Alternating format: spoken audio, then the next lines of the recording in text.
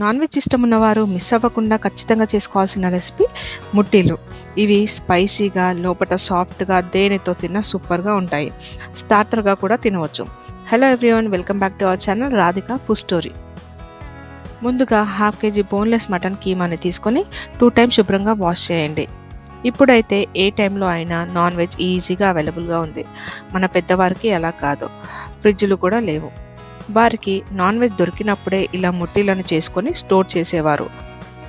ఒక మిక్సింగ్ జార్లో 1/3 కప్ పుట్నాలు తీసుకొని ఇలా మెత్తగా మిక్సీ పట్టండి.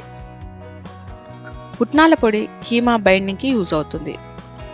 ఇదే మిక్సింగ్ జార్లో వాష్ చేసి ఉంచిన మటన్ కీమాని, అలాగే 1 teaspoon పసుపు, 1.5 tablespoon అల్లం వెల్లుల్లి పేస్ట్, 1.5 tablespoon కారం, రుచికి సరిపడా ఉప్పు, 1 tablespoon ధనియాల పొడి. నేను ధనియాల పొడి ప్రిపేర్ చేసినప్పుడే 4 లవంగాలు, 2 మిరియాలు, కొద్దిగా సాజీరా కూడా యాడ్ చేశాను.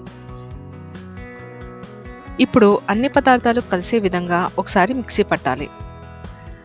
కీమా ఒక ప్లేట్లో ట్రాన్స్ఫర్ చేసుకొని ఒకసారి మొత్తం కీమాని కలిపి ఇలా వీడియోలో చూపించిన విధంగా చిన్న చిన్న బాల్స్లో ప్రిపేర్ చేసుకోండి.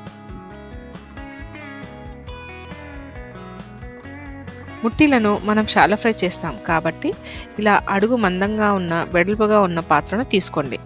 ఇప్పుడు 50 గ్రాముల వరకు ఆయిల్ని తీసుకొని వేడి చేసి ముట్టీలను ఇలా ఆయిల్లో ఒక్కొక్కటిగా పెట్టి మూత పెట్టండి.